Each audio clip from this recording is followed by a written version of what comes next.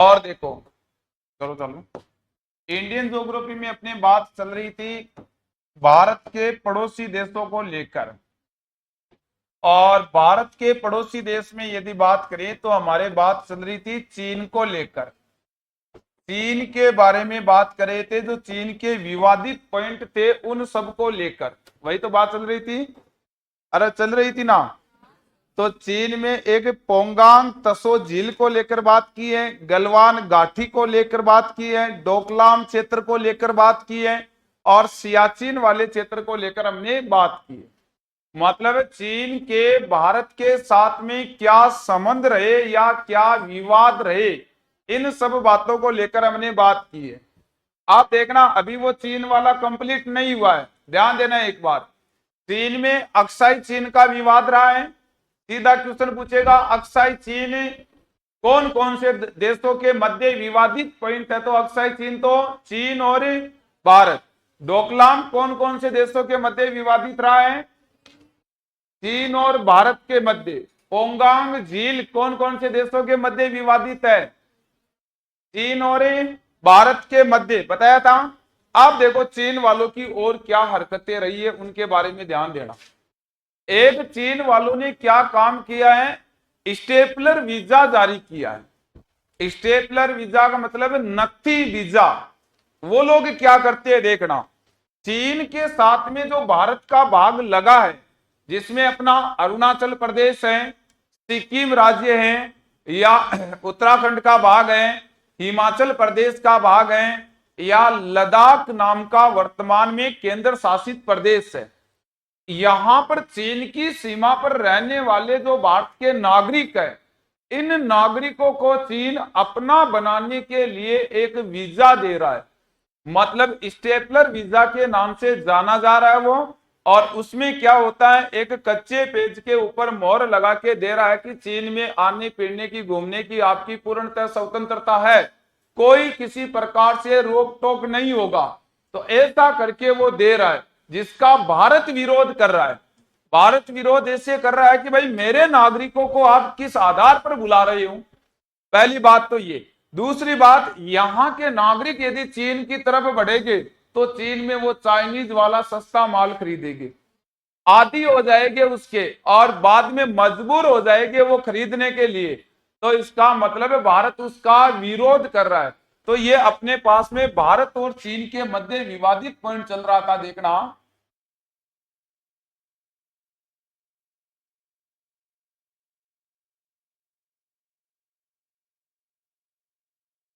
भारत व चीन के मध्य विवादित बिंदु।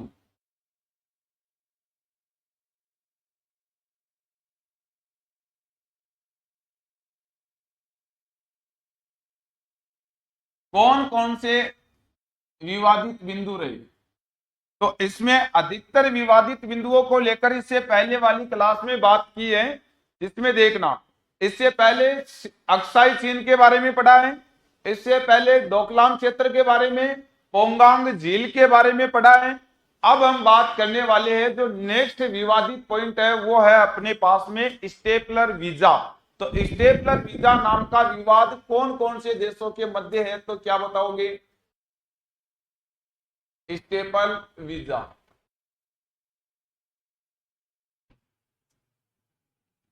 स्टेपल वीजा में क्या याद रखना है, यदि एग्जामर सीधा नाम स्टेपल वीजा का दे रहा है तो भारत और चीन याद रख लेना। यदि एग्जामर स्टेपल वीजा का नाम नहीं दे रहा है तो इसकी जगह पर नथी वीजा भी नाम दे सकता है। मतलब जो स्टेपल वीजा है इसी को हम क्या कहते हैं, नथी वीजा के नाम से जानते हैं। तो अब यहां ध्यान देना, इसी को हम नथी वीजा के नाम से भी जानते हैं, यह भी आपको याद रखना। क्या क्या रहा इसमें, इसकी देखना, पूरी प्रतिक्रिया समझने की एक बार कोशिश करना। आप इस वीजा में क्या किया गया इसको आप ध्यान देना। इसमें एक नंबर बात तो ये समझना है कि चीन के पास में जो भारतीय क्षेत्र लगा है, जिसमें बात करें तो ये अपना भारत का भाग है, ये अपने भारत का भाग है, जिसमें देखना ये भाग मान लो। इसमें यदि बात करें मुख्य रूप से तो यहां क्या ध्यान देना है उसको देखना। एक तो ये जो भाग रहा है अपने पास में जो चीन की सीमा के ऊपर है, एक तो ये भाग रहेगा भारत का जिसको हमें लद्दाख केंद्र शासित प्रदेश के नाम से जानते हैं। एक तो ये भाग लगा हुआ है। एक इसके बाद में यदि बात करें तो हिमाचल प्रदेश नाम का अपना राज्य चीन के साथ में सीमा बनाता है, ये हिमाचल का भाग रहेगा। एक इसके दक्षिण में यदि बात करें तो उत्तराखंड नाम का एक राज्य चीन के साथ में सीमा निर्माण का कार्य करता है, ये समझो कि उत्तराखंड का भाग रहने वाला है। इसके बाद में यदि बात करें तो एक राज्य अपना सीमा बनाता है जिसका नाम है सिक्किम राज्य, ये आपके पास में सिक्किम राज्य चीन के साथ सीमा बनाएगा। और नेक्स्ट बात करें तो एक राज्य सीमा बनाता है जिसका नाम है अरुणाचल प्रदेश, ये सीमा चीन के साथ में लगी हुई है, इसको ध्यान दें। अब ये जो भाग है यहाँ का जिसको पहले तिब्बत कहते थे वो आज वर्तमान में चीन के अधीन हो चुका है। इस भाग को लेकर बात बताऊं तो इसके साथ में चीन वाले क्षेत्र में अपने भारत के भाग आपको पूछ लिया जाए, भारत के राज्यों का नाम आपको पूछ लिया जाए कि कौन कौन सा राज्य यहाँ सीमा निर्माण का काम करता है, तो याद रखना एक तो केंद्र शासित प्रदेश है जिसका क्या नाम रहेगा, लद्दाख नाम का केंद्र शासित प्रदेश है। 2 नंबर पर बात करें तो ये किसका नाम है जिसको हम किस नाम से जानते हैं, हिमाचल प्रदेश नाम का राज्य रहेगा। 3 नंबर पर बात करें तो अपना कौन सा राज्य रहेगा, उत्तराखंड नाम का राज्य रहेगा। और 4 नंबर पर जो अपना क्षेत्र लगा है उसका क्या नाम रहेगा, सिक्किम नाम का एक राज्य रहेगा। 5 नंबर पर जो अपना एक क्षेत्र लगा है जो कौन से राज्य का होगा, अरुणाचल प्रदेश का।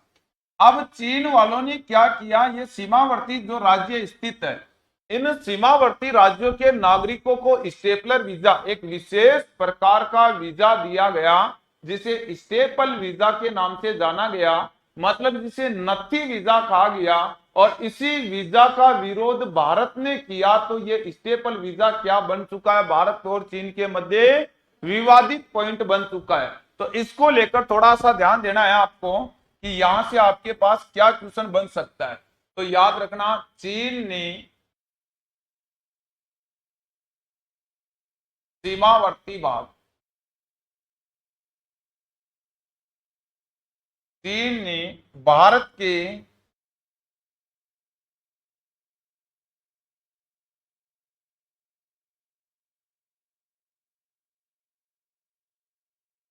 सीमावर्ती क्षेत्रों में एक विशेष प्रकार का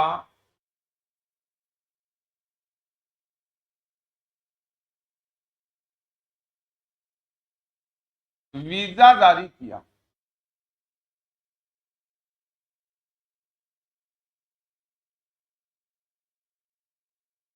जिसे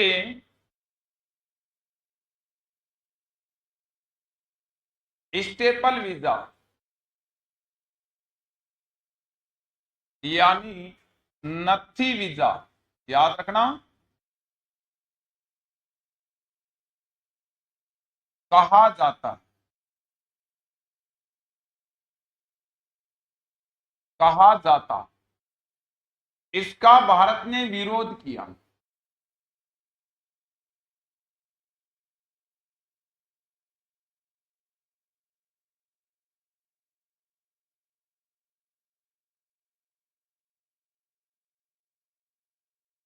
भारत ने विरोध किया था,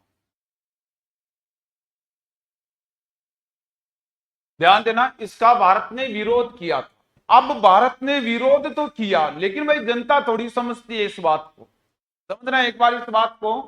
अब चीन क्या कर रहा है, स्टेपल वीजा के तहत एक तो इन लोगों को सस्ता सामान बेच रहा है, मतलब जो चीज अपने भारत में 5,000 रुपए की मिल रही है वो यहाँ 500 रुपए में दे रहा है। क्यों दे रहा है, इसके पीछे का रीजन ये है कि ये लोग अपने चीन के सामान के आदी बन जाएंगे तो ये अपने चीन की तरफ आकर्षित होंगे, और चीन की तरफ आकर्षित होंगे तो इन क्षेत्रों में हम अपना अधिकार कर लेंगे। तो चीन क्या कर रहा है, भविष्य में अपने विस्तार क्षेत्र को फैलाने के लिए ऐसी योजना चला रखा है। अब क्या हुआ, जैसे इन लोगों को यहां से सुविधा मिलने लगी चीन से तो भारत ने इसका विरोध किया और भारत ने वाइब्रेंट विलेज नाम की एक योजना जारी कर दी 2023 में, याद रखना। अब वर्तमान में यदि बात करें तो यहां पर एक वाइब्रेंट विलेज नाम की योजना है, उसके तहत भारत ने इन सीमावर्ती क्षेत्रों में एक तो फ्री इंटरनेट सेवा उपलब्ध करवाना प्रारंभ कर दी, क्योंकि इंडियन गवर्नमेंट को पता है कि इनको इंटरनेट सेवा मिल जाएगी तो अपने आप को ये लोग कभी बेरोजगार नहीं समझेंगे। समझ में आ रही है ना मेरी बात? मतलब मैं आपको सही बता देता हूं, आप बेरोजगार हो या नहीं इस बात का ये मोबाइल आपको नहीं महसूस होने दे रहा है। 1 मिनट 2 मिनट 5 मिनट का समय मिला तो मोबाइल बिजी बना देगा आपको, हो रहा ना ऐसा? यदि वो मोबाइल आपके पास नहीं है और एक दिन गुजार के देखो, आपको पता चल जाएगा कि कितने अखंड बेरोजगार की श्रेणी में आ रहे हो रहा है ऐसा। तो मतलब क्या है, अपना भारत वाले क्षेत्र से क्या किया, वाइब्रेट विलेज नाम की योजना जारी की, जिसके तहत सीमावर्ती क्षेत्रों का विकास किया गया और यहां पर इंटरनेट सेवा की सुविधा उपलब्ध करवाई गई है। तो अब देखना इसी में क्या समझना है,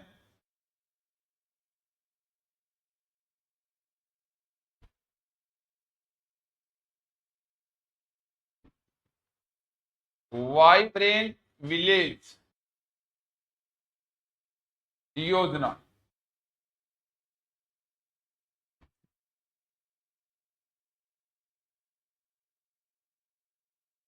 इसके तहत याद रखना, क्या याद रखना, यह योजना पहली बात तो अरुणाचल प्रदेश का एक किबुतु नाम का स्थान है जहां से 2023 में प्रारंभ की गई है।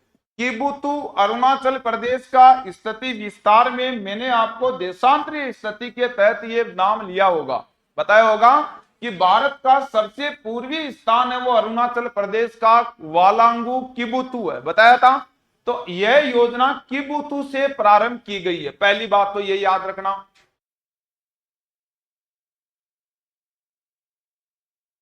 यह योजना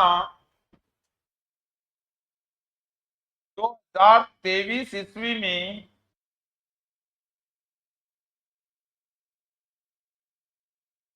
किबुतु अरुणाचल प्रदेश से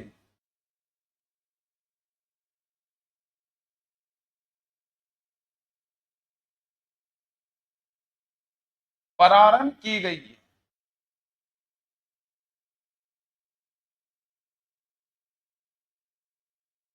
दूसरी बात क्या समझना, देखना, इस योजना के तहत भारत सरकार ने चीन के सीमावर्ती क्षेत्रों के विकास के लिए कदम उठाया है तथा सीमावर्ती क्षेत्रों में इंटरनेट सेवा भी उपलब्ध करवाई गई है।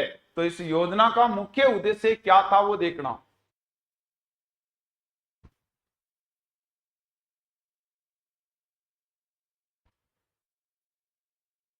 इस योजना के तहत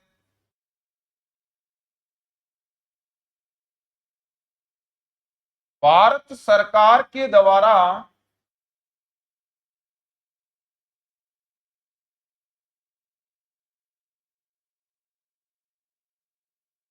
चीन के सीमावर्ती क्षेत्रों का विकास किया जाएगा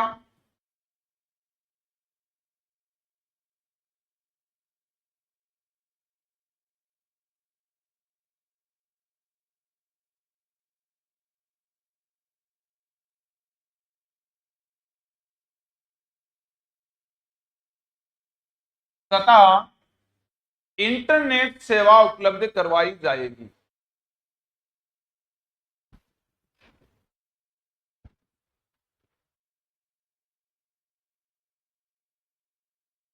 उपलब्ध करवाई जाएगी।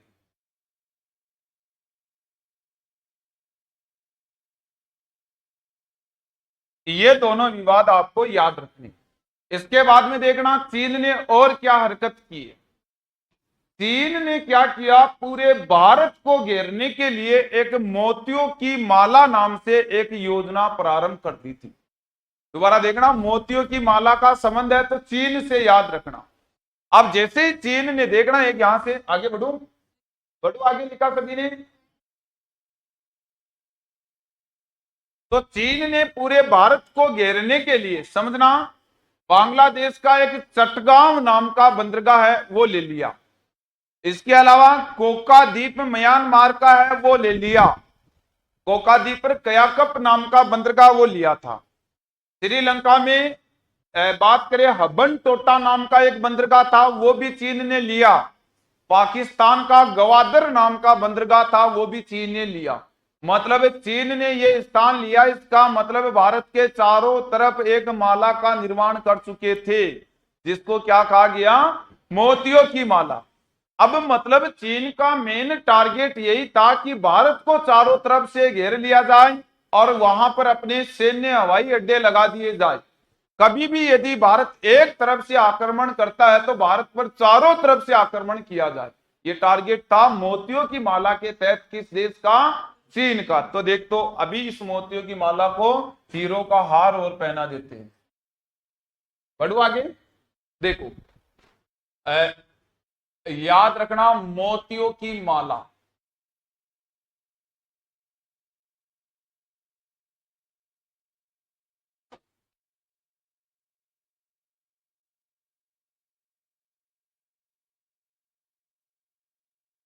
मोतियों की माला क्या है, पहले तो ये समझो।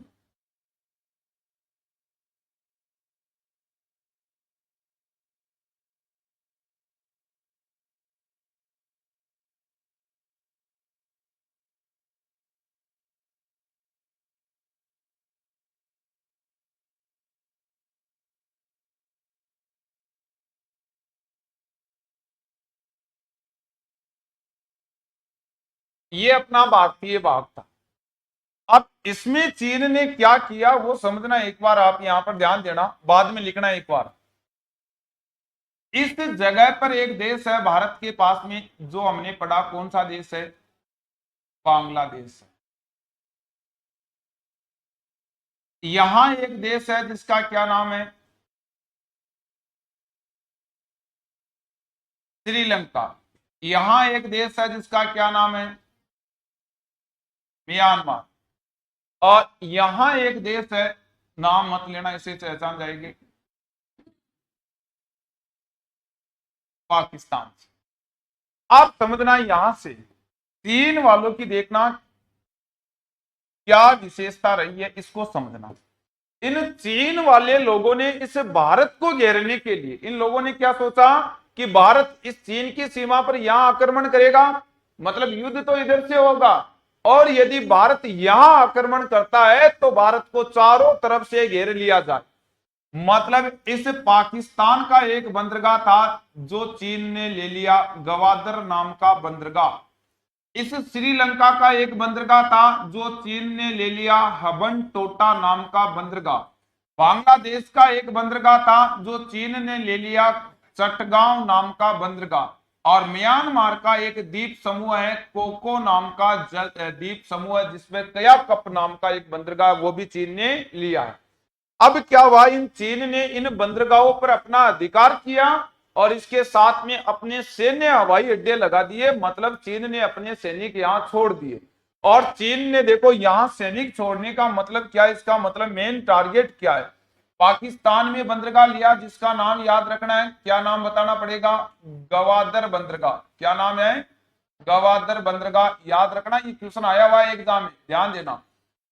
श्रीलंका में बंदरगाह लिया जिसका नाम है हबन टोटा बंदरगाह। क्या नाम याद रखोगे, हबन टोटा बंदरगाह। किस देश का बंदरगाह रहेगा, चीन का बंदरगाह रहेगा। श्रीलंका का जो चीन के अधीन आ गया। याद रखना, बांग्लादेश में एक बंदरगाह लिया है जिसका नाम है चटगांव बंदरगाह। क्या नाम रहेगा, चटगांव नाम का बंदरगाह। किस देश का है, बांग्लादेश का, और किसके अधीन हो चुका है, चीन के अधीन। अरे लिखना बाद में लिखना, आप एक बार रुक जाओ, पहले लिख रहे हो तो मैं डायरेक्ट लिखवा देता हूं, क्यों मैप बनवाने की मेहनत करवा रहे हो रहे। तो म्यांमार नाम का एक देश है और इसमें एक द्वीप समूह है, यहां पर कोको नाम का द्वीप समूह, सुना होगा कभी। भारत और म्यांमार के मध्य कोको जल संधि स्थित है, ऐसा भी सुना होगा। भारत का यहाँ अंडमान निकोबार द्वीप समूह है और म्यांमार का कोको द्वीप समूह है, दोनों के बीच में कोको नाम की जल संधि स्थित है। तो इस म्यांमार में एक बंदरगाह है, कया कप नाम का बंदरगाह। ये कया कप बंदरगाह है म्यांमार का, जो किसने ले रखा है, चीन ने ले रखा है। आप देखो भाई बात क्या है, इसको आप एक बार समझने की कोशिश करना। अब चीन ने ये जितने भी स्थान लिए है ना, इसका में मुख्य टारगेट क्या रहा? इसने यहां से लिया और ये सब के सब, तो इसे बना देता हूं, यहां से ये लिया, इसके बाद में ये लिया, फिर इसके बाद में ये स्थान लिया और यहां तक लिया। और इन स्थानों पर मतलब मुख्य रूप से चीन वालों ने अपने सैन्य हवाई अड्डे लगाए। अब ये स्थान यदि चीन ने लिया, इसका मतलब भारत को चारों तरफ से घेरा या नहीं घेरा? अरे भाई, भारत गिरा या नहीं गिरा? गिर गया ना।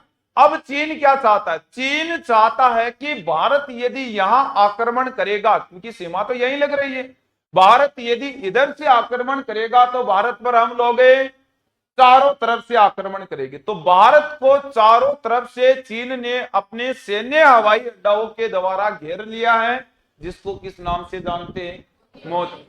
इसके विपक्ष में या विरोध में भारत ने क्या किया, अब वो भी सुना।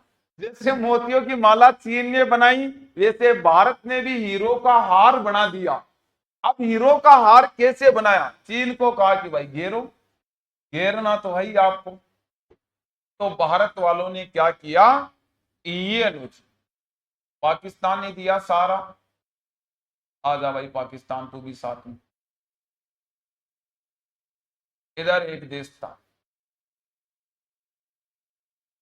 ध्यान देना, एक ईरान नाम का देश है, एक ओमान नाम का देश है, एक अफ्रीका महाद्वीप का देश है जिसका नाम है सेशल्स नाम का देश, याद रखना। एक इंडोनेशिया नाम का देश है जिसका नाम भी सुना होगा, और एक सिंगापुर नाम का देश है जिसका नाम भी सुना होगा। ये लो, अब क्या हुआ? चीन के द्वारा जो मोतियों की माला बनाई गई थी भारत को घेरने के लिए, याद रखना, ये देश है, इसका क्या नाम याद रखोगे? ईरान। इस देश का क्या नाम याद रखना है? ओमान। इस एक खाड़ी देश है, इस देश का नाम याद रखना है सेशल्स। ये देश रहेगा इंडोनेशिया।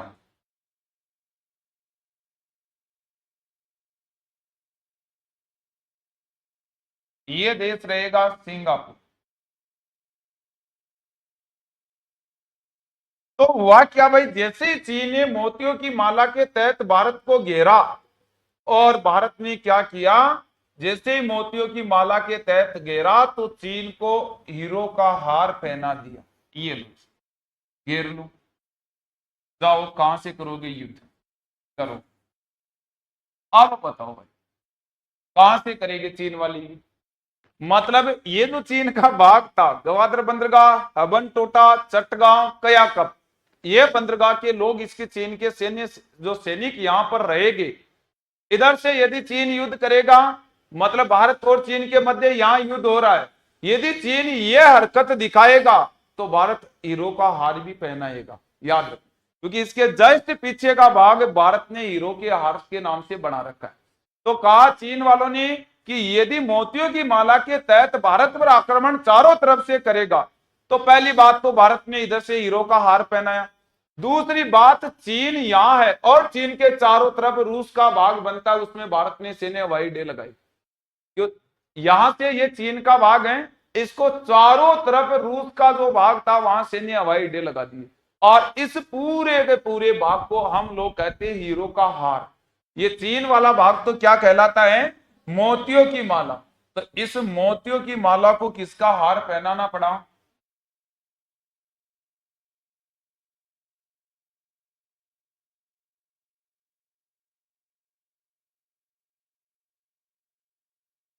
इसको पहना दिया हीरो का हार।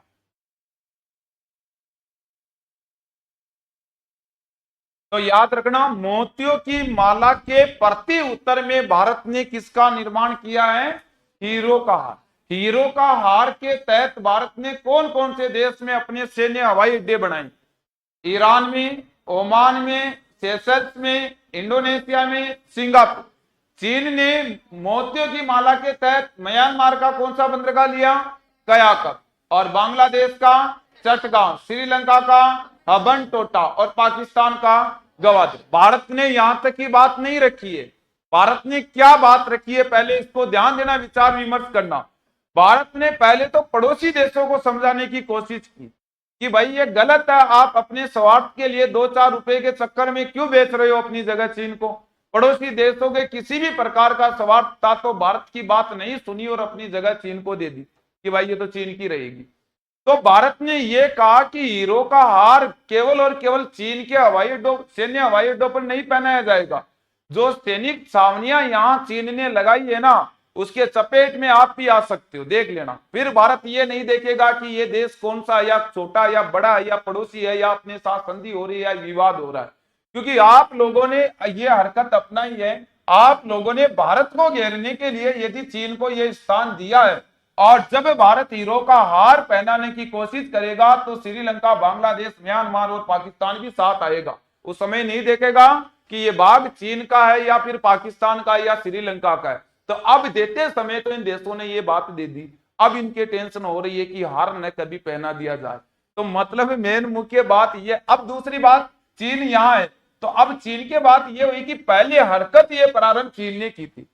इसने क्या किया, मोतियों की माला बनाई, और उससे पहले भारत ने इस प्रकार की कोई योजना नहीं बना रखी थी।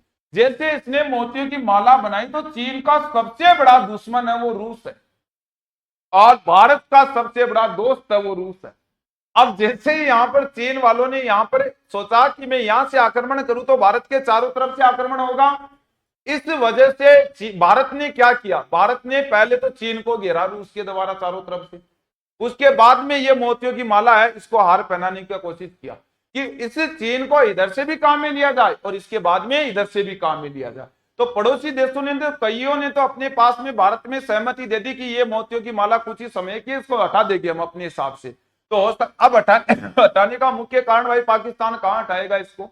तो गरीब देश है, पूरा देश बिक चुका है अमेरिका में और चीन ने खरीद रखा है, इसका कुछ नहीं है बेचारे का, इसके हाथ में कुछ नहीं है, ये क्या हटा सकता है।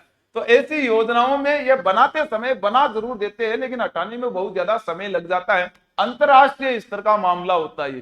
छोटा मोटा मार्केट में अपने पास में केस बांधड़ा हो जाता है तो अपने पास कोर्ट में चक्कर काटने के चक्कर में भी 2-4 महीने तो लग ही जाते होंगे। अंतरराष्ट्रीय स्तर के मामले में तो 2-4 साल लग जाती है, 5, 10, 40, 50 साल भी, कई पीढ़ियां गुजर जाती है, मतलब पता ही नहीं रहता। हम अंतरराष्ट्रीय स्तर पर केस लड़ रहे हैं ना, तो अब यदि आज प्रारंभ किया तो अपनी 7वीं पीढ़ी में जाकर वो केस का मामला होगा। जब तक मतलब इतने हाई लेवल के केस होते हैं तो ये अंतरराष्ट्रीय स्तर के मामले होते हैं जिनमें याद रखना आपको, तो इतना समझना, ज्यादा ज्ञान मत लेना, इतना याद रख लेना कि चीन ने भारत को घेरने के लिए मोतियों की माला बनाई और मोतियों की माला के तहत चीन ने पाकिस्तान, श्रीलंका, बांग्लादेश और म्यांमार में अपने सैन्य हवाई अड्डे लगाए। इसी के प्रति उत्तर में भारत ने सिंगापुर, इंडोनेशिया, सेशल्स, ओमान और ईरान में अपने हीरो का हार नाम के हवाई अड्डे लगा दिए थे। याद रह जाएगा, ठीक है।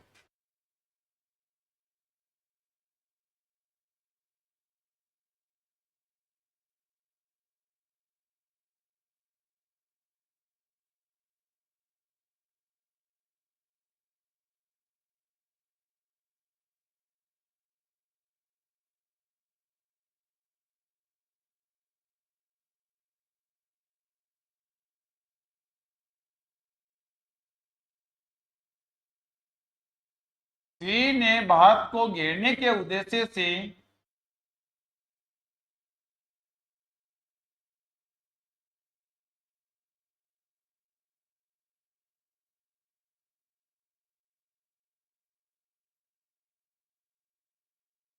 हिंद महासागरीय क्षेत्र में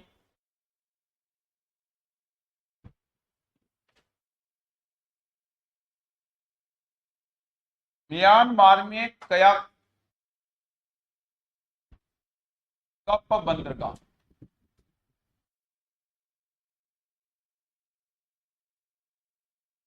बांग्लादेश में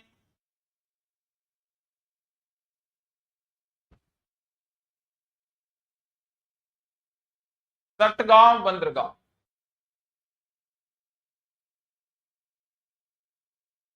इन बंदरगाहों का नाम याद रखना, अभी बता रहा हूं, एग्जाम में पूछा हुआ क्वेश्चन है। श्रीलंका में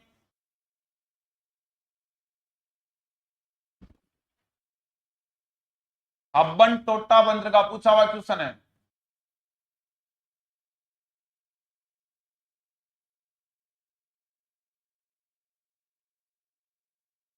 और पाकिस्तान में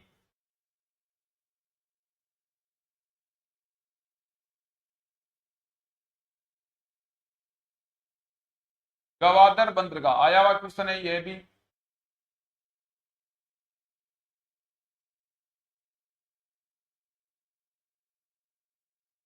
बंदरगाह पर अपने नौसैनिक, देखना हिंद महासागरीय भाग है, इसका मतलब स्थल सेना काम नहीं करेगी यहां पर, नहीं वायुसेना काम करेगी। भाई सागरीय भाग है तो कौन सी सेना काम करेगी? नेवी के जो जवान होते हैं अपने नौसैन्य हवाई अड्डे लगाए।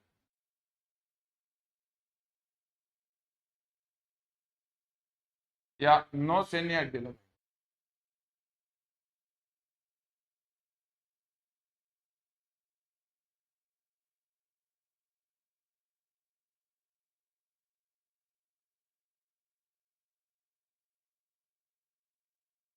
देखना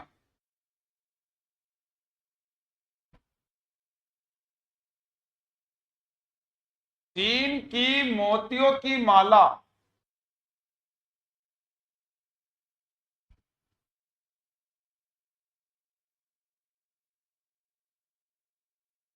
बढ़ती उत्तर में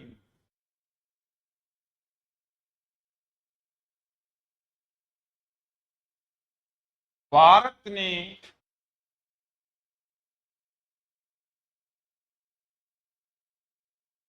हीरो का हार नामक योजना चलाई।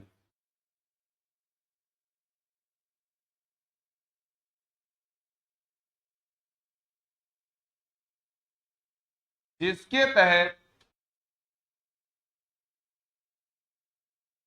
ईरान, ओमान,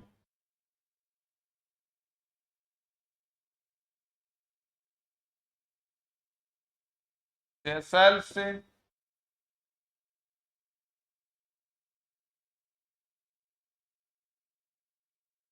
इंडोनेशिया,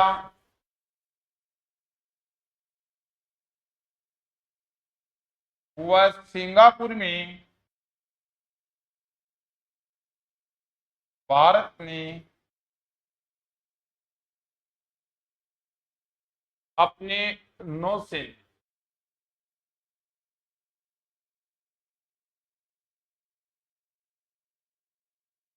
अड्डों की स्थापना की थी।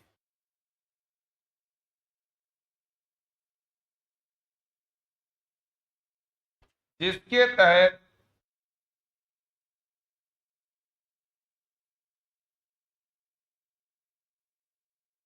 भविष्य में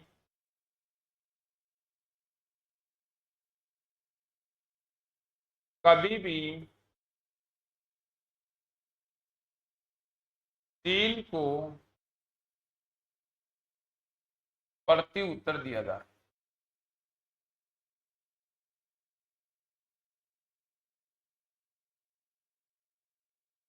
याद रखना जी, मोतियों की माला के तहत चीन के द्वारा म्यांमार, बांग्लादेश, श्रीलंका और पाकिस्तान में जो बंदरगाह है इनका नाम एग्जाम में बहुत बार पूछा जा चुका है। दोबारा ध्यान दे लेना, अभी आपको बता रहा हूं।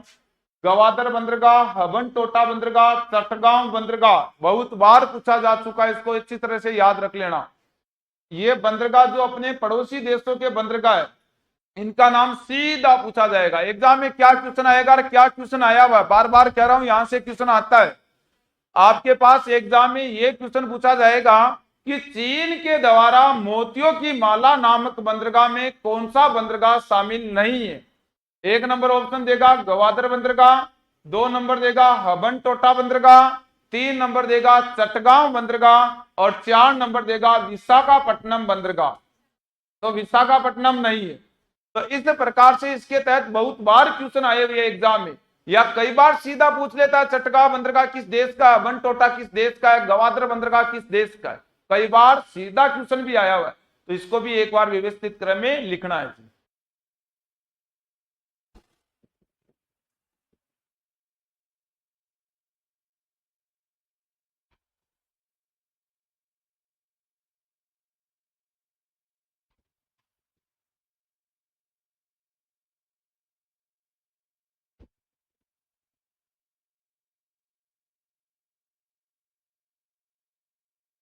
लिखा? बटू क्या आगे?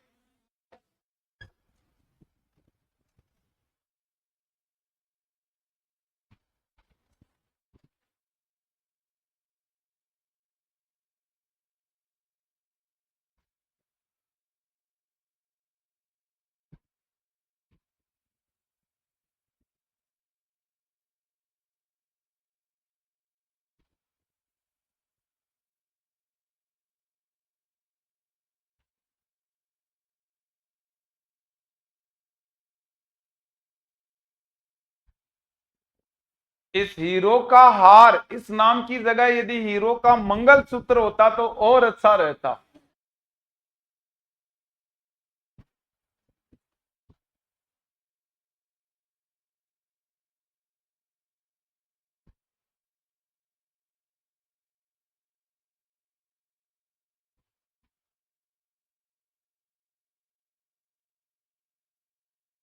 तो ये चीन के साथ में जितने भी विवादित पॉइंट थे इन सबको लेकर हमने बात की है। अब याद रखना यहां से पूछ सकता है कि भारत ने कौन कौन से देशों में सैन्य हवाई अड्डे लगा रखे। तो भारत के द्वारा ईरान में, ओमान में, सेशल्स में, इंडोनेशिया में और सिंगापुर में लगाए गए। अब इसके बाद में आगे बात करते हैं किसकी? पाकिस्तान की। बताऊं बात? चलो जी, पाकिस्तान के बारे में देखते हैं क्या क्या विवाद रहा है, और सभी बातों को लेकर पाकिस्तान में भी बात करने वाले हैं।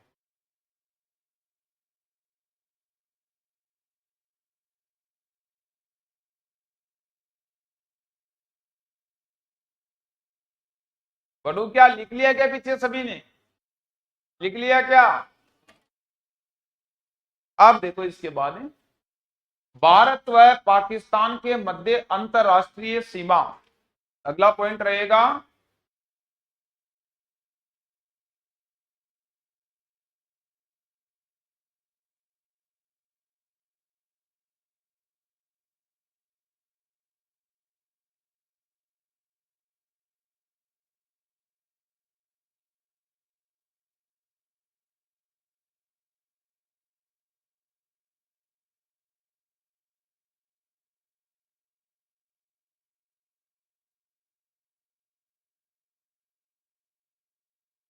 एक बात का थोड़ा सा विशेष रूप से ध्यान देना। इससे पहले वाली क्लास में भी मैंने 2019, 18, 20, 21, 22, 23 से बार बार लिखवा रहा हूं आपको कि कौन सी योजना कब चलाई गई है, लिखवाया जा रहा है।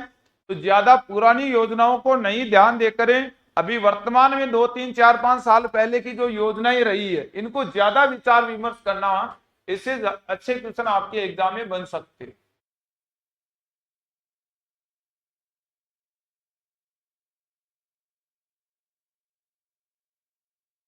देखो जी, पहले तो मैं ये बताऊं कि ये अंतरराष्ट्रीय सीमा है कहां।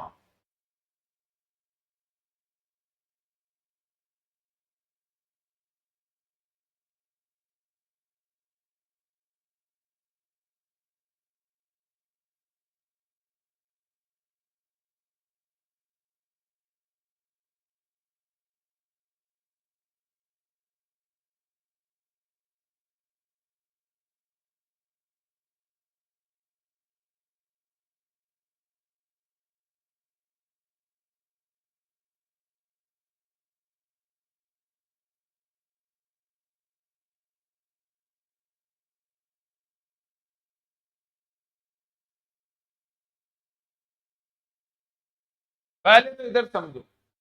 अब अपना भारत तो यहां तक है, मतलब है जम्मू कश्मीर या लद्दाख तो यहां तक है, ये जो रेड लाइन बना रखी है ना ऊपर वाली वहां तक है। लेकिन हुआ क्या इसमें याद रखना आप लोगों को। देखो, एक तो इस जगह का जो ये भाग है ना, ये भाग ये है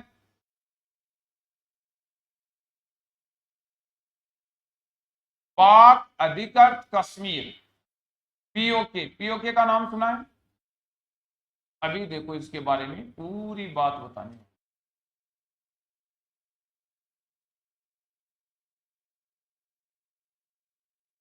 जब 1947 में अपना देश आजाद हुआ था, उस समय ये पीओके अपने जम्मू कश्मीर राज्य का भाग हुआ करता था।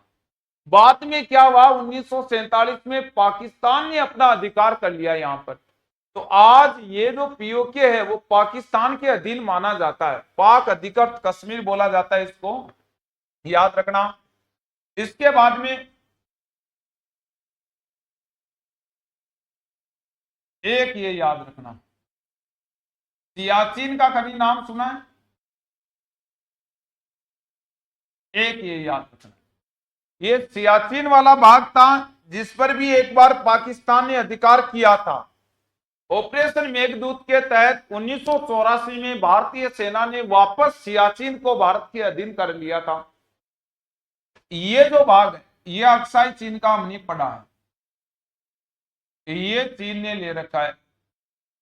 38,000 वर्ग किलोमीटर क्षेत्र लिखवाया होगा, अरे लिखवाया या नहीं लिखवाया?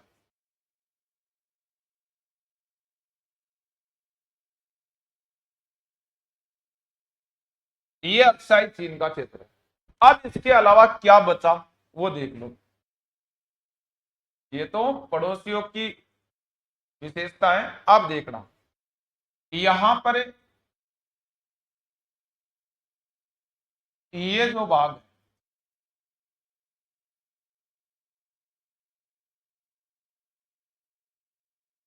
लद्दाख केंद्र शासित प्रदेश का नाम सुना है? अरे सुना है क्या? वो देखो यही।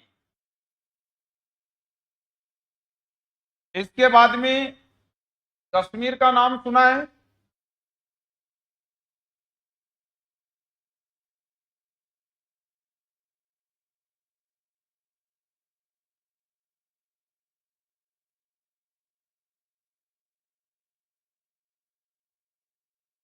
ये देखो कश्मीर वाला भाग। अब ये जो रेड कलर की आपको जो सीमा दिखाई दे रही है ना, ये रेड कलर की, ये LOC है। 1972 में शिमला समझौते के तहत इस LOC का निर्माण किया गया। ये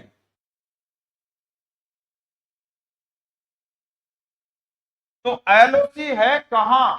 एक तो पाक अधिकृत कश्मीर मतलब पीओके, और अपना ये भाग है वहां स्थित है। अब वर्तमान में देखा जाए तो ये जो अफगानिस्तान की सीमा है वो यहां लग रही है। तो अपना भारत तो यदि यहां तक की बात मानो तो अपने भारत के साथ तो है ही नहीं। लेकिन कश्मीर का ये पीओके का भाग है, और पीओके यदि भारत का भाग है तो अफगानिस्तान के साथ सीमा भी बनाएगा। इसके अलावा नेक्स्ट बात करें तो देखना,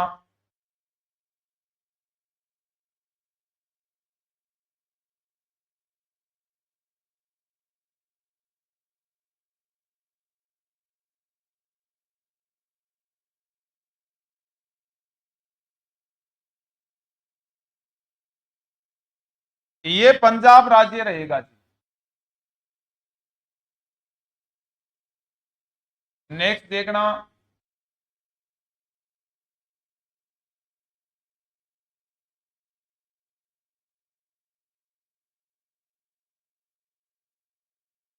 ये कौन रहेगा?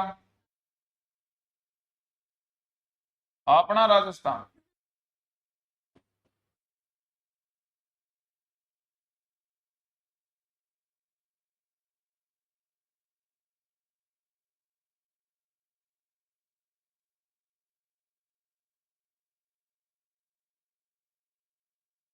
एक एक बात को समझना पहले फिर देखो इसके विवादित पॉइंट आएंगे ना, तब ये पूरी बातें आपके काम आएगी। अभी समझ लोगे कौन सा स्थान कहाँ है तो आराम से समझ जाओगे। अपना राजस्थान के बाद में, रुको रहे,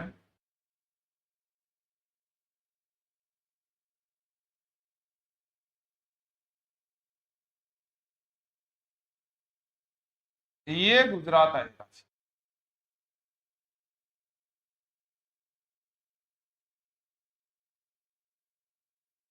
क्या समझना है यहां से, इसको अच्छे से ध्यान देना। एक बार समझना, ये जो रेड कलर की लाइन मैंने बना रखी है, ये पूरी की पूरी रेड कलर पाकिस्तान की लाइन लगी है।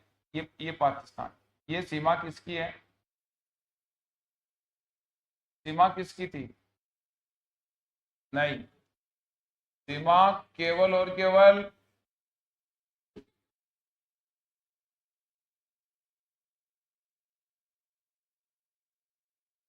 पाकिस्तान की थी।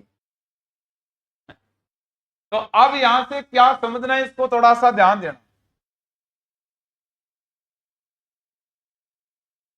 पहले तो अपने जो पड़ोसी,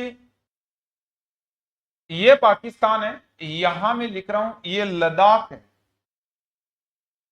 ये लद्दाख है, इसको थोड़ा सा ध्यान दे लेना।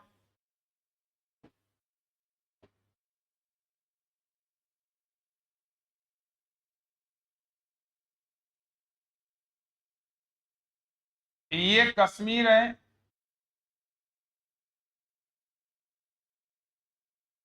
ये पंजाब है, ये आरजे है,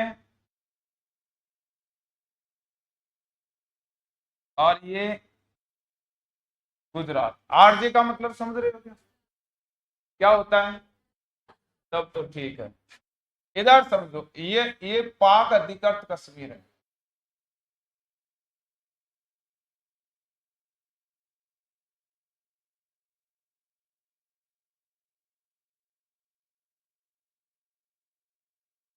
कश्मीर है, ये क्या है?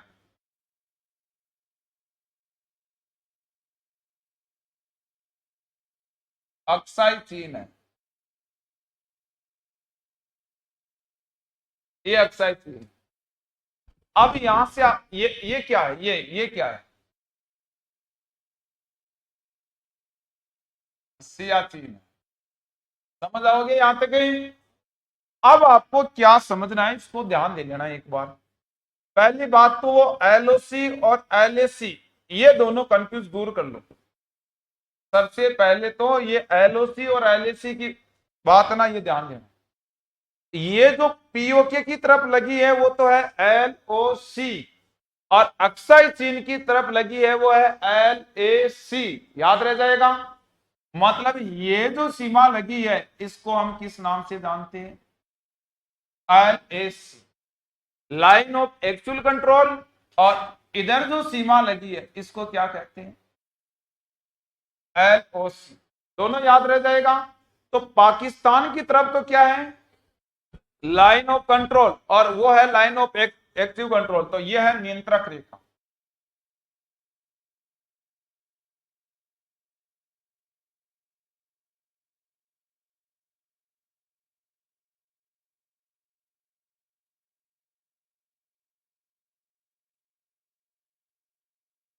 भारत और चीन के मध्य में, और यह जो नियंत्रक रेखा, युद्ध विराम रेखा, सीमा नियंत्रक रेखा,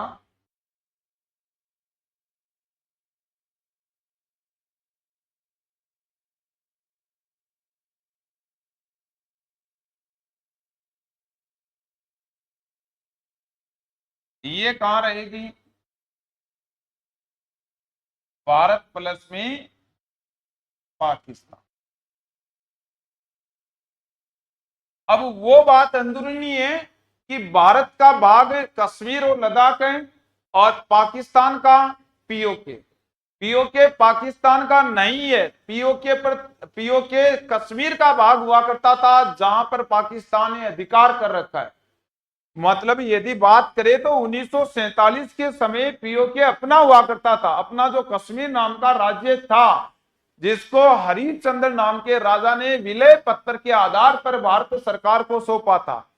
ये कश्मीर नाम का राज्य था, इसका जो ये भाग आज पीओके के नाम से जाना जाता है, जिसे हम आज पाक अधिकृत कश्मीर कहते हैं, ये कश्मीर का भाग था जिस पर वर्तमान में पाकिस्तान ने अधिकार कर रखा है। तो ये जो विवादित पॉइंट बना हुआ है, यही विवादित पॉइंट बना हुआ है। पाकिस्तान तो कह रहा है कि ये हमारा है, और भारत कह रहा है कि ये हमारा है, और इन दोनों के लिए एक युद्ध विराम रेखा बनाई गई, जिसका क्या नाम था? एलओसी। इधर देखना, ये 38,000 वर्ग किलोमीटर का क्षेत्र अक्साई चीन के नाम से जाना जाता है। ये भाग है भारत का, ये रेड कलर की लाइन बना रखी है, भारत की है। लेकिन 38,000 वर्ग किलोमीटर क्षेत्र पर चीन वालों ने अधिकार करके इसका नाम अक्साई चीन रख दिया था। और इस विराम के लिए कौन सी रेखा बना दी गई? LAC और LOC। मुझे ये बताओ, LAC और LOC को भारत सरकार मान्यता देती है क्या? देती है क्या? क्यों नहीं देती? क्योंकि भारत तो यहां तक है, समझ में आ रही है मेरी बात? और ये जो सीमा है ना, ये रेड क्लिफ रेखा है, ये जो सीमा है वो मैकमोहन रेखा है। तो भारत तो रेड क्लिफ और मैकमोहन को मान्यता दे रही है। ये तो युद्ध विराम सीमा बनाई गई है, LOC और LAC, इसको ध्यान देना। तो अब पहली बात तो ये देखो, पाकिस्तान के साथ में भारत के कितने राज्य सीमा बनाते, बताओ जल्दी से। अरे पाकिस्तान के साथ में कितने राज्य बनाते हैं? 5 राज्य, 7, 4 राज्य। कौन कौन से?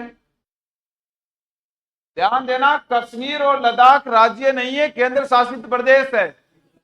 3 ही राज्य सीमा बनाते, कौन कौन से? पंजाब, राजस्थान, गुजरात। कितने केंद्र शासित प्रदेश बनाते हैं? कौन कौन से? लद्दाख और कश्मीर।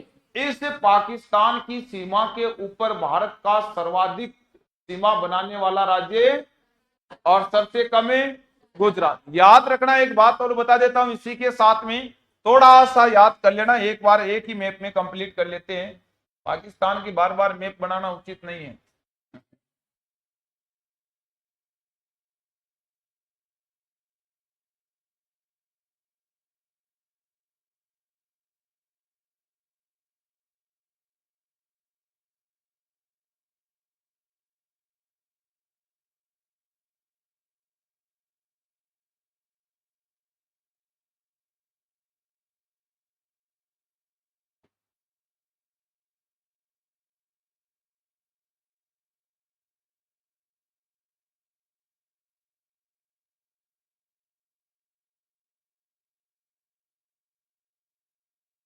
ये जो भाग है, ये जो भाग, ये पाकिस्तान का सिंध प्रांत है, और ये अपने पास गुजरात की सरकरीक नाम की रेखा है।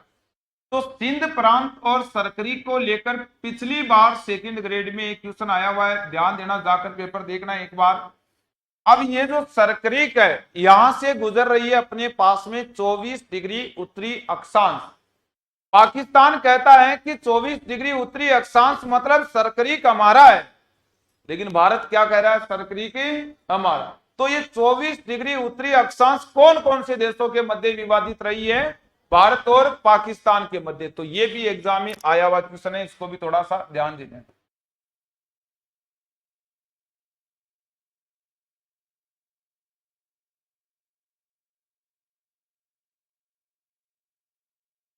पाकिस्तान का है, और ये अपने पास में गुजरात के नीचे बॉम्बे प्रांत है।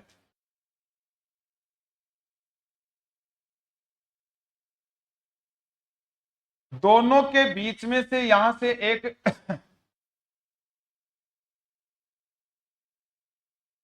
एक रेखा यहां से गुजर रही है।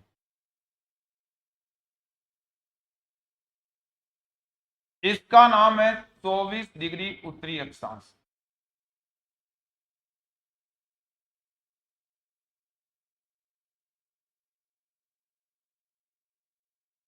इस 24 डिग्री उत्तरी अक्षांश पर क्या याद रखना, देखो एक बार,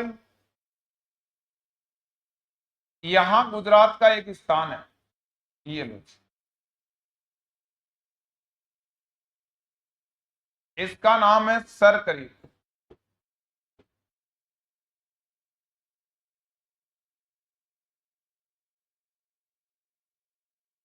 पाकिस्तान कहता है कि सरकरीक हमारा है, और भारत कह रहा है कि सरकरीक भारत का सबसे पश्चिमतम बिंदु है। गौर माता सरकरीक लिखवाया होगा, यहां से 24 डिग्री गुजरती है। इसका मतलब दो बात याद रखना, सरकरीक विवाद कौन कौन से देशों के बीच में है? 24 डिग्री गुजरने के कारण 24 डिग्री भी विवाद कौन कौन के मध्य हो गया? भारत और पाकिस्तान। अब इसके बारे में लिखने वाली बात है वो एक बार थोड़ी सी मैं लिखी आपको अलग से बता देता हूं व्यवस्थित क्रम में।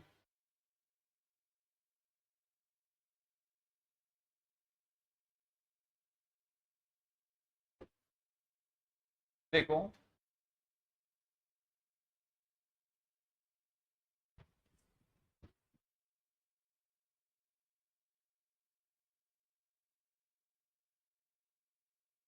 भारत व पाकिस्तान के मध्य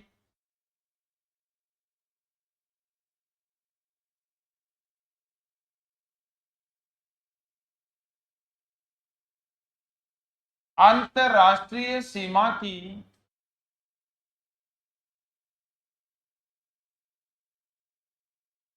कुल लंबाई कितनी लिखवाई थी?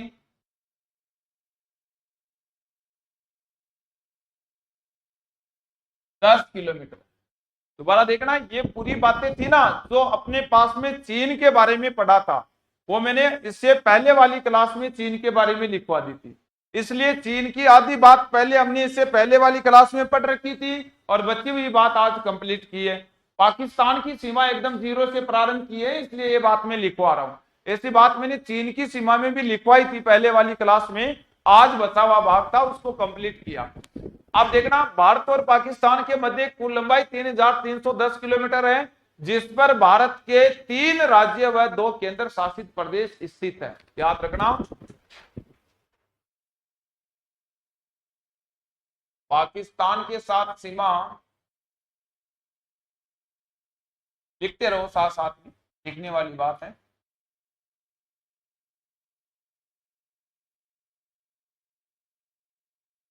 भारत के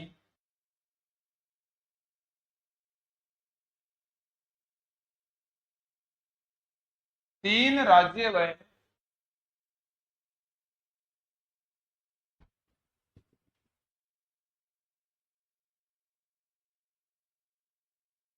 2 केंद्र शासित प्रदेश बनाते हैं।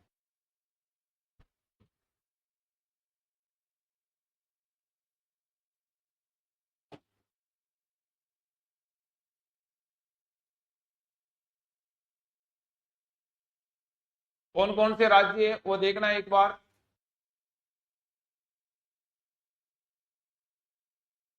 राज्य, अब मैं इन राज्यों का नाम यहां लिख रहा हूं सीमा पर आरोही क्रम के अनुसार। दोबारा ध्यान दे लेना, एग्जाम में राज्यों का नाम नहीं पूछकर आरोही और अवरोही बहुत बार पूछा जाता है।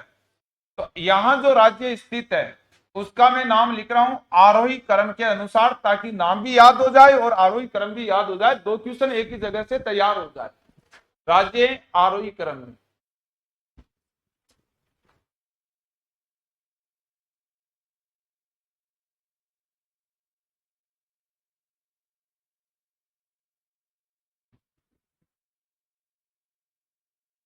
आरोही क्रम का मतलब क्या होता है पहले तो ये बताओ।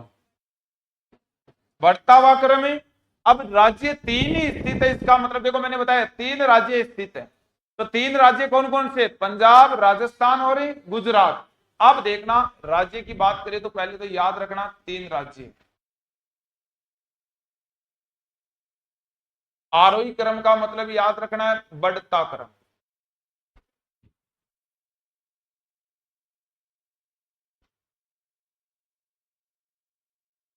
बढ़ता हुआ क्रम का मतलब क्या होता है ये समझना एक बार।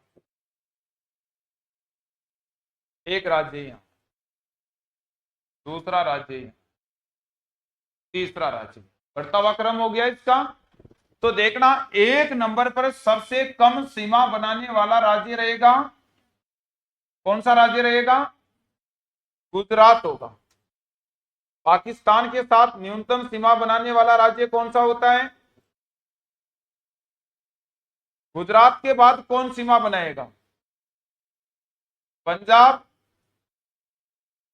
और सबसे ज्यादा सीमा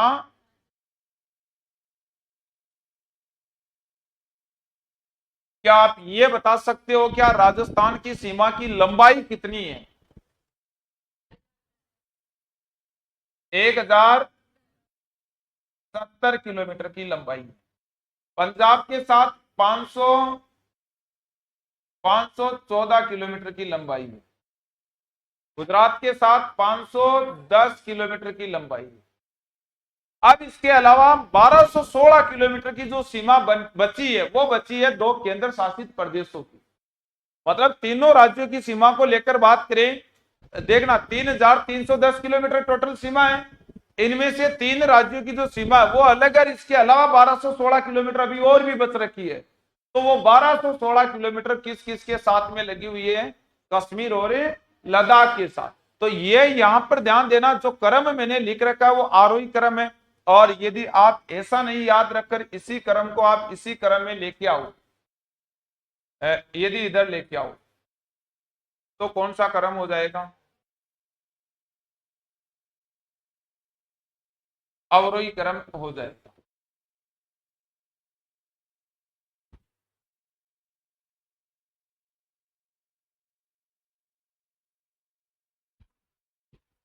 ये अवरोही क्रम हो जाएगा।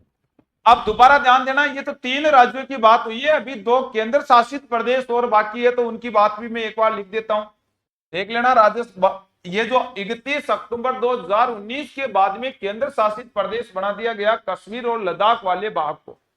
अब 31 अक्टूबर 2019 के बाद में केंद्र शासित प्रदेश तो बना दिया, दोनों के साथ में 1216 किलोमीटर की लंबाई थी, अभी तक अलग अलग लंबाई नहीं बताई गई है। तो एक बार मैं आपको दोनों की कंप्लीट जो लंबाई है वो संयुक्त रूप से लिखवा देता हूं, भाई अलग अलग नहीं बताई है, तो एक बार आपको भी संयुक्त याद रखनी है, देखना।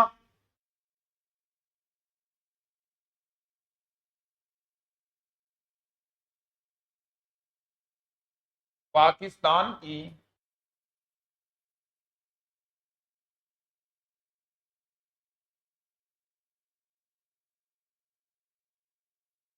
अंतरराष्ट्रीय सीमा पर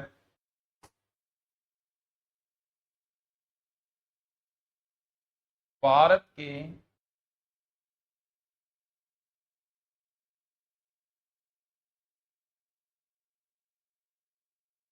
केंद्र शासित प्रदेश कितने? 2 केंद्र शासित प्रदेश, 2 केंद्र शासित प्रदेश है। एक नंबर है अपने पास में कश्मीर। कश्मीर की राजधानी साथ में लिखते हुए चलना, जम्मू या श्रीनगर।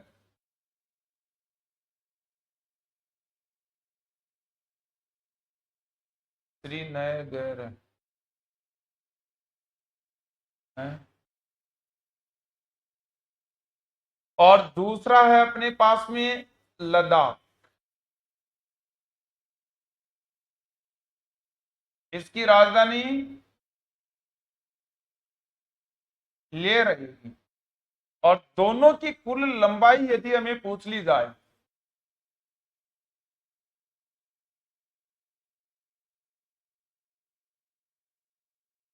कितनी है? 1216 किलोमीटर। अब एक बार इसको समझना, एक बार लिख रहे हो ना वहीं रुक जाओ, अरे बोर्ड यहीं रहेगा, इधर देखो एक बार। अब बात ऐसी है कि आज ये दोनों के दोनों केंद्र शासित प्रदेश है, भाई लंबाई तो उतनी है जितनी पहले हुआ करती थी, भाई केंद्र शासित प्रदेश ही तो बना है, एक राज्य का दर्जा था वही तो छीना है हमने, बात तो वही है, धरती तो वही है, वो छोटी बड़ी थोड़ी बन गई है, वो तो उतनी है। तो मतलब 1216 किलोमीटर पहले भी हुआ करती थी। कब? जब जम्मू कश्मीर नाम का राज्य हुआ करता था। और 1216 किलोमीटर आज भी हुआ करती है जब ये दोनों के दोनों केंद्र शासित प्रदेश है। तो जब जम्मू कश्मीर नाम का राज्य हुआ करता था उस समय भी लंबाई कितनी हुआ करती थी? और उस समय पाकिस्तान के साथ में सर्वाधिक सीमा बनाने वाला राज्य कौन हुआ करता था? जम्मू कश्मीर। आज जम्मू कश्मीर राज्य नहीं रहा तो सर्वाधिक सीमा बनाने वाला राज्य कौन बन गया? राजस्थान। तो अब ध्यान दे लेना, वर्तमान में यदि पूछ लिया जाए कि पाकिस्तान के साथ सर्वाधिक अंतरराष्ट्रीय सीमा कौन बनाता है? राजस्थान। कौन सा राज्य बनाता है? राजस्थान। या ये पूछ लिए कि धारा 370 हटाने से पहले पाकिस्तान के साथ में, तो धारा 370 से पहले तो जम्मू कश्मीर राज्य था, इसका मतलब उससे पहले जम्मू पाकिस्तान के साथ में सर्वाधिक सीमा जम्मू कश्मीर बनाता था। तो अब हुआ क्या, इसको ध्यान देना, यहां तक की बात लिख ली क्या आप सभी ने? मैप तो बना लिया ना? मैं लिखूं क्या आगे? थोड़ा सा लिख देता हूं, ठीक रहेगा, तुम तो ऐसे नहीं नहीं करते रहोगे।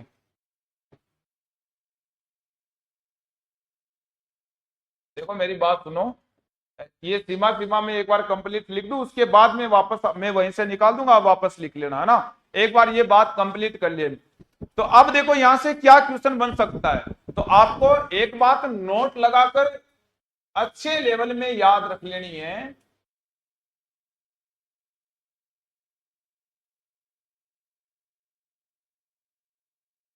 देखना, 31 अक्टूबर 2019 से पहले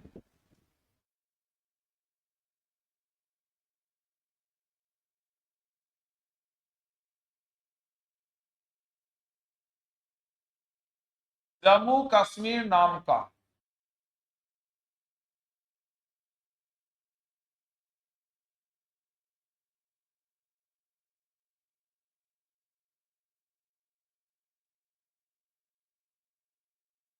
भारत का राज्य था।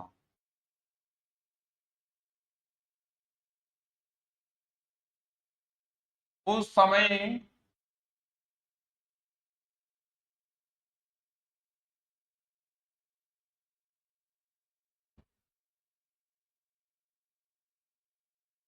पाकिस्तान के साथ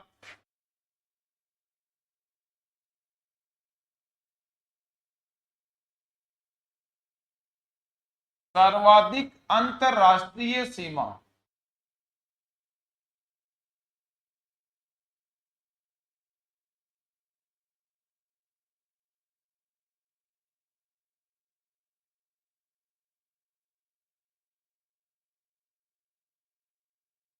जम्मू कश्मीर राज्य बनाता था।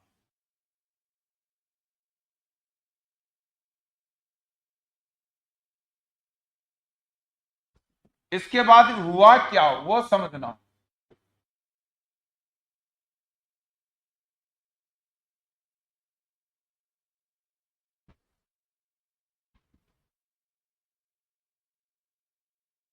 इकतीस अक्टूबर 2019 को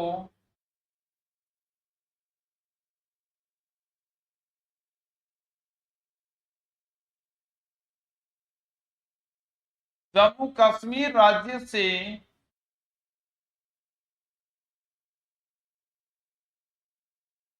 धारा 370 हटा दी गई।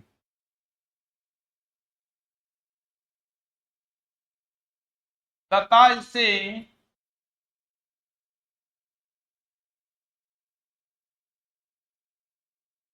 दो केंद्र शासित प्रदेशों में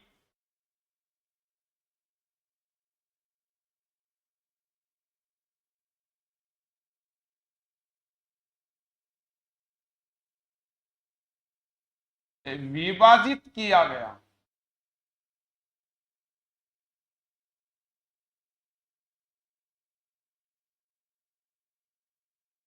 इसीलिए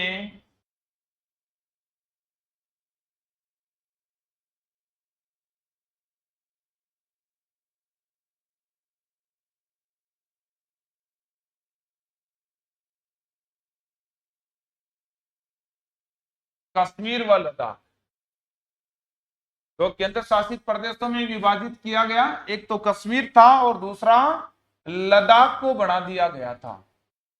फिर ध्यान देना,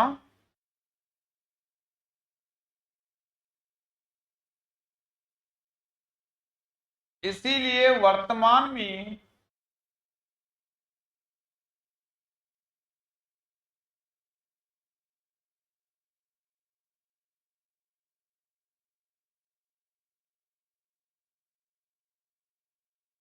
पाकिस्तान के साथ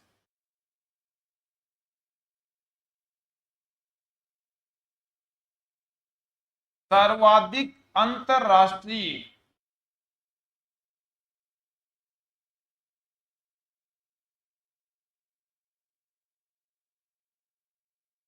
सीमा बनाने वाला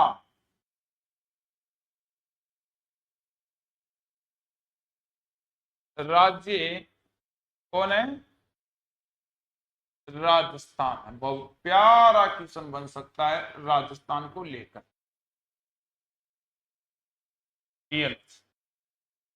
अब देखो इसके बारे में नेक्स्ट क्या याद रखना है। भारत और पाकिस्तान की जो सीमा रही है का निर्धारण 17 अगस्त 1947 को किया गया। दोबारा ध्यान देना, 4 जून 1947 को, अब की बात है, 4 जून 1947 को एक माउंटबेटन नाम की योजना चलाई गई थी और माउंटबेटन नाम की योजना के तहत भारत व पाकिस्तान दो अलग राष्ट्र हो गए, ये बात कही गई थी। याद रखना, माउंटबेटन योजना के तहत दोनों दो अलग राष्ट्र हो गए, ये विशेष रूप से याद रखना। अब क्या हुआ, याद रखना, 14 अगस्त 1947 को पाकिस्तान नाम का एक अलग राष्ट्र बना और 15 अगस्त 1947 को भारत नाम का एक अलग राष्ट्र बना। अब ध्यान देना, जब दोनों राष्ट्र अलग बने तो दोनों राष्ट्रों के मध्य की जो सीमा थी उसका निर्धारण किया गया 17 अगस्त 1947। याद रखना, सीमा का जो प्रस्ताव था वो तो जैसे ही 14 अगस्त 1947 को पाकिस्तान अलग देश बना उसी समय रख दिया गया था, क्योंकि बाद में विवाद होगा। इसी समय वो प्रस्ताव रखा था कि 14 अगस्त 1947 को भारत और पाकिस्तान के मध्य रेड क्लिफ नाम की अंतरराष्ट्रीय सीमा होनी चाहिए और वही प्रस्ताव पारित कर दिया 17 अगस्त 1947 को। मतलब पूर्ण रूप से उसको मान्यता मिल गई 17 अगस्त 1947 को कि भारत और पाकिस्तान के मध्य की अंतरराष्ट्रीय सीमा किस नाम से जानी जाएगी, रेड क्लिफ रेखा के नाम से। तो अब ध्यान देना,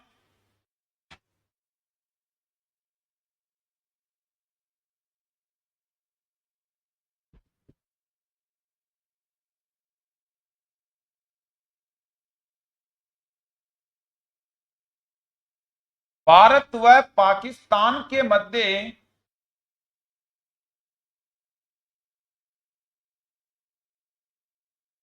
17 अगस्त 1947 को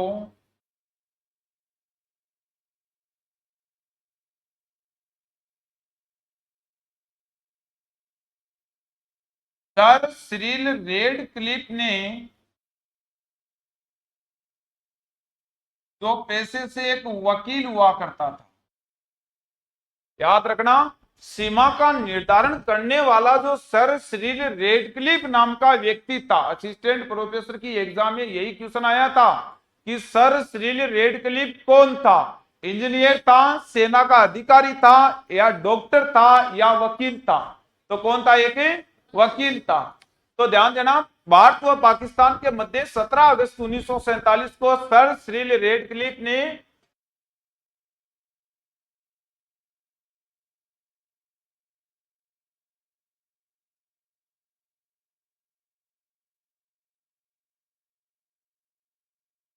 रेड क्लिफ रेखा का निर्धारण किया।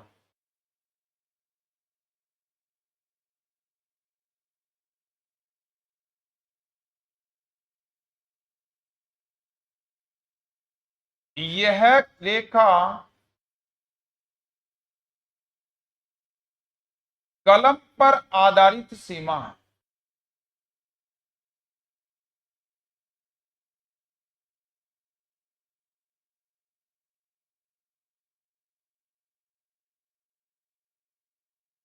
इसे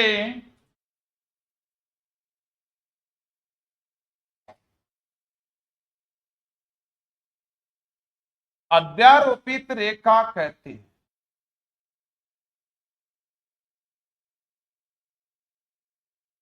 दोबारा ध्यान दे लेना है यहां से, एक तो यह क्वेश्चन भी आया हुआ है कि विश्व की कलम पर आधारित सीमा कौन सी रही है, तो क्या आंसर बताना पड़ेगा, रेड क्लिफ। अध्यारोपित रेखा भी कौन सी रही है, रेड क्लिफ। कलम पर आधारित का मतलब क्या है, जब दोनों अलग अलग राष्ट्र बने थे उस समय इन दोनों की जो सीमा थी वो कच्चे पेज पर कलम के द्वारा निर्धारित की गई थी, इसलिए क्या कहा गया था इसको, कलम पर आधारित। अध्यारोपित सीमा क्या होती है, अध्यारोपित किसे कहते हैं, क्या होती है भाई अध्यारोपित?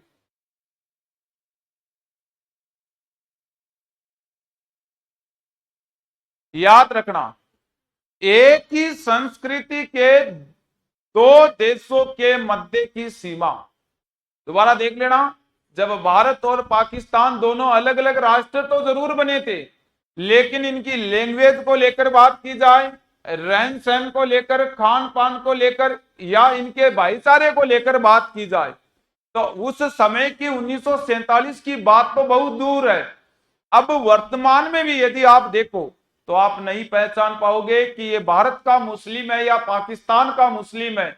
आप नहीं पहचान पाओगे कि ये भारत का हिंदू है या फिर पाकिस्तान का हिंदू है। पहचान जाओगे।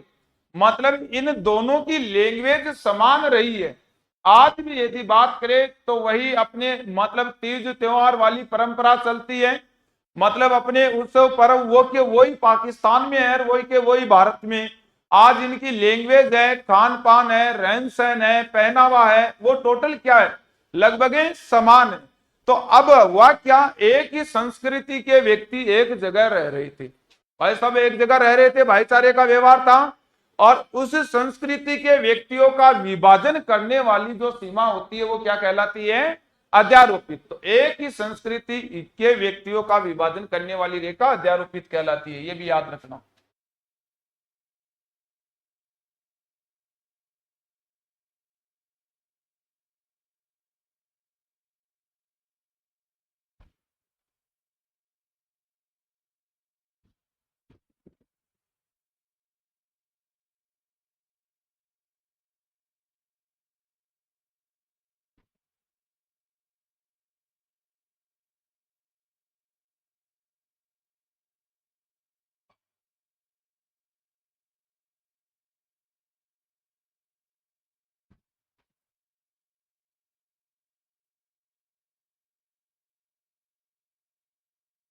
एक ही समान संस्कृति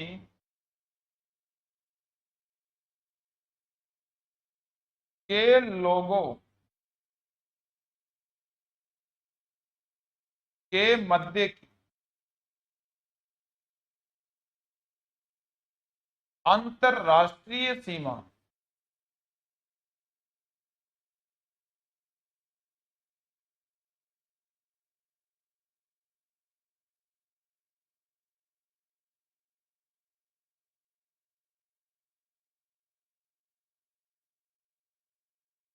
अध्यारोपित सीमा कहलाती है।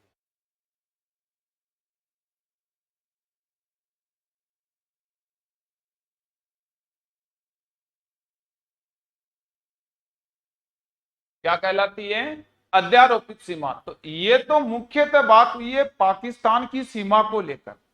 अब क्या विवाद रहे पाकिस्तान के बारे में अपने भारत को लेकर, तो वो बात विवादित पॉइंटों की बाद में करते हैं। पहले एक बार यहां तक की बातें आपको कंप्लीट रूप से लिख लेना है। पहले तो ये बताओ, इससे पहले की बात कंप्लीट लिख रखी है ना सभी ने। इससे पहले की बात चीन कंप्लीट हो गया था इससे पहले। तो इसमें यदि कोई कमी रही है कहीं पर तो जल्दी से मोबाइल में एक बार फोटो ले लेना। चीन के साथ में यहां से प्रारंभ किया था स्टेपल वीजा को लेकर, एक बार इसकी फोटो ले लेना। कहीं पर भी कमी रही है तो उसको व्यवस्थित क्रम में वापस लिखना भाई। बढ़ो आगे। एक बार यहां तक कि चीन वाले भाग की फोटो लेना। बढ़ू क्या आगे। मैंने पूरा भारत नहीं बनाया, केवल और केवल वो अंतरराष्ट्रीय सीमा ही बनाई है। मतलब देखो अभी हमने देखा ये अक्साई चीन का भाग था तो इतनी दूर में चीन के साथ लग रहा था तो ये भाग ही उठाया मैंने।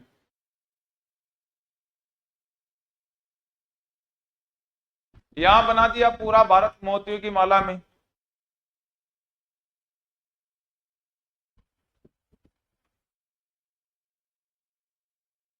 बढ़ो आगे। हिंदी की क्लास भी थी क्या आपकी ओर? 4:30 बजे वाली नहीं है क्या आज? 5 से। बढ़ो आगे, सभी ने यहां तक फोटो लिए तो।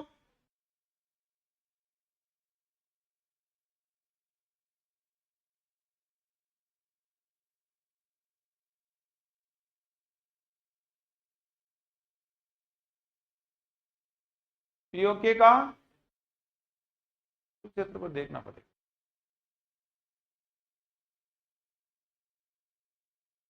लगभग 99,000 वर्ग किलोमीटर, देखूंगा बाद में कंफर्म नहीं।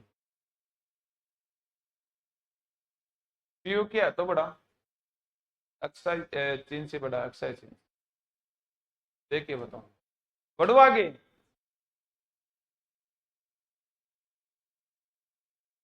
अरे यहां तक लिया सभी ने?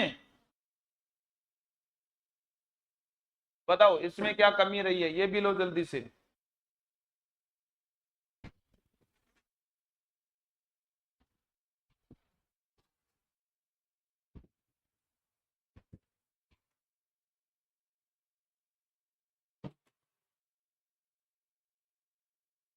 अरे बोल क्यों नहीं रहे हो रहा तुम सब के सब?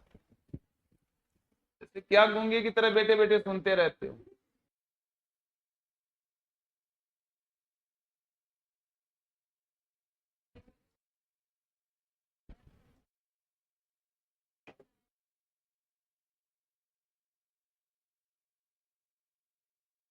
बहुत है तो आज इतना। तो कल अंतरराष्ट्रीय सीमा कंप्लीट कर देंगे, जिसमें नेपाल की, भूटान की, म्यांमार की, देखो उनकी तो एक विशेषता है। बस इसी पाखंडी को कंप्लीट करना जरूरी है।